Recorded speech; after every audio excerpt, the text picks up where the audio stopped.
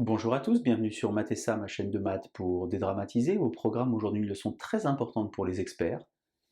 Interprétation géométrique du module de C-A sur B-A. Nous sommes bien évidemment dans le chapitre des experts qui traite d'utilisation des nombres complexes en géométrie. Je vous insère comme d'habitude le lien vers la playlist du chapitre afin que vous puissiez vérifier vos acquis et vos connaissances. Savez-vous par exemple calculer le module d'un nombre complexe? Connaissez-vous surtout toutes les propriétés algébriques liées au module?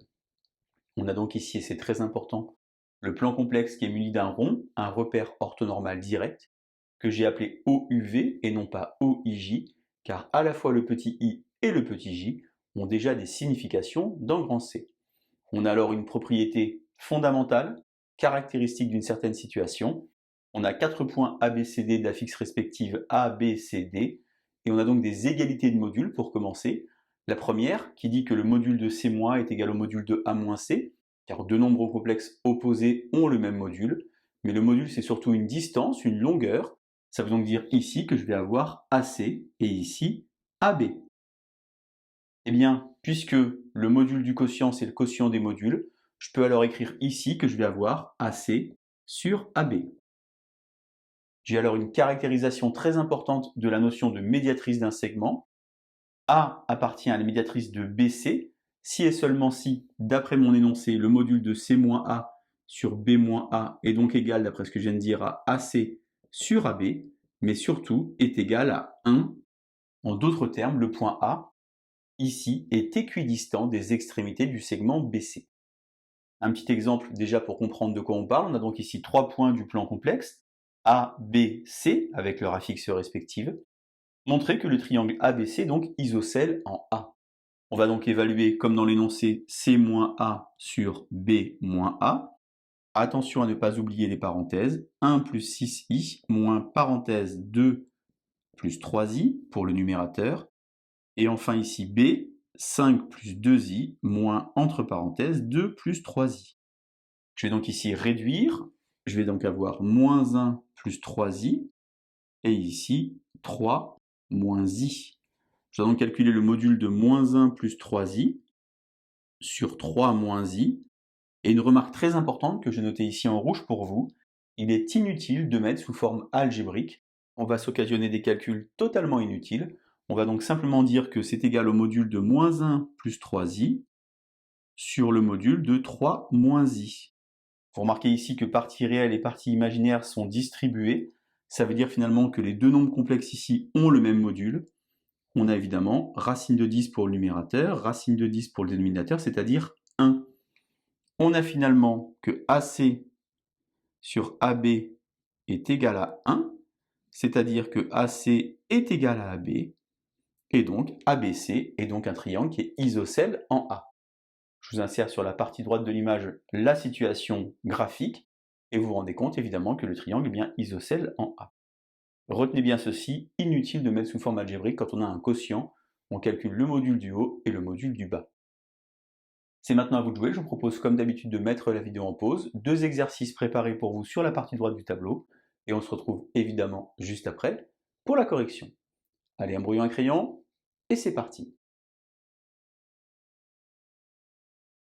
Alors exercice 1, donc déterminer l'ensemble des points M d'affixe Z du plan tel que le module de Z plus 4i sur Z moins 1 plus i est égal à 1. On va évidemment s'appuyer sur ce qu'on vient de faire ici. On va donc nommer deux points A et B avec leur affixe respective. Attention, il y a un très gros piège. A n'est pas d'affixe 4i, mais d'affixe moins 4i. Et B est d'affixe 1 moins i. Ainsi, je vais avoir Z moins ZA, que je vais noter par exemple petit a, et ici Z moins B qui vaut donc 1. Ceci est équivalent à dire qu'on a AM sur BM qui vaut 1. Et d'après ce que j'ai dit tout à l'heure, eh bien, ça signifie donc que AM est égal à BM, c'est-à-dire que le point M décrit la médiatrice du segment AB. Vous remarquez ici qu'on n'a pas trouvé l'équation de la droite, que ce soit équation réduite ou équation cartésienne. Il aurait fallu faire de nombreux calculs en posant par exemple z égale x plus iy, calculer les modules, élever au carré pour faire disparaître les racines carrées, et à la fin obtenir l'équation cartésienne. Je vous insère sur la partie haute de l'image la situation, avec le point A d'affixe moins 4i et le point B d'affixe 1 moins i, et vous avez donc le tracé ici de la médiatrice du segment AB. Exercice numéro 2 enfin, dans le plan complexe on donne cette fois-ci 3 points avec des affixes qui font un petit peu peur, cependant elles doivent vous rappeler quelqu'un. A égale moins 1, B égale 1 demi plus I racine de 3 sur 2 et C égale 1 demi moins I racine de 3 sur 2. Que peut-on dire du triangle ABC? On va donc ici s'appuyer une nouvelle fois sur ce qu'on a vu tout à l'heure. On va calculer par exemple C moins A sur B moins A. Attention au calcul. C moins A, ça fait donc 1 demi moins I racine de 3 sur 2 moins 1, ça fait donc plus 1. Et B moins A, 1 demi plus I racine de 3 sur 2 moins 1, ça fait donc plus 1. Finalement ici je vais avoir 3 demi moins I racine de 3 sur 2, et ici 3 demi plus I racine de 3 sur 2. Alors il y a deux équipes qui s'affrontent, ceux qui connaissent leur cours et les autres. Si vous ne connaissez pas votre cours, eh bien vous allez calculer le module du haut et le module du bas. Et si vous connaissez votre cours, vous vous rendez compte finalement que les deux complexes qui sont situés en haut et en bas sont conjugués. Deux nombres conjugués ont le même module, le nombre ne m'intéresse même pas ici. Je peux affirmer sans me tromper que ceci vaut 1. Je vais maintenant évaluer A moins B sur C moins B. Alors attention, ça va faire moins 1 moins parenthèse ici 1 demi plus I racine de 3 sur 2. Et ici C moins B, 1 demi moins I racine de 3 sur 2 moins parenthèse 1 demi plus I racine de 3 sur 2. Alors finalement, je vais avoir moins 3 demi plus I racine de 3 sur 2. Et c'est dommage d'écrire ça, car il y avait le petit moins, petite faute de signe, attention à ne pas vous tromper. Et ici, 1 demi moins demi, ça s'en va, et donc j'ai moins I racine de 3 sur 2 moins I racine de 3 sur 2. Finalement, je vais avoir moins I racine de 3.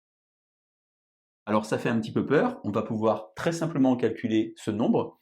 Pourquoi? Car lorsque vous observez en haut le module, ça va vous faire 9 quarts plus 3 quarts, c'est-à-dire 12 quarts, c'est-à-dire racine de 3. Racine de 3 sur racine de 3, je vais donc avoir ici 1. Pourquoi racine de 3? Car moins I racine de 3 est un imaginaire pur, et son module vaut donc racine de 3. Finalement, qu'est-ce que j'ai? Eh bien, j'ai AC sur AB qui vaut 1, avec la première ligne, et j'ai AB sur CB qui vaut 1, avec la deuxième ligne.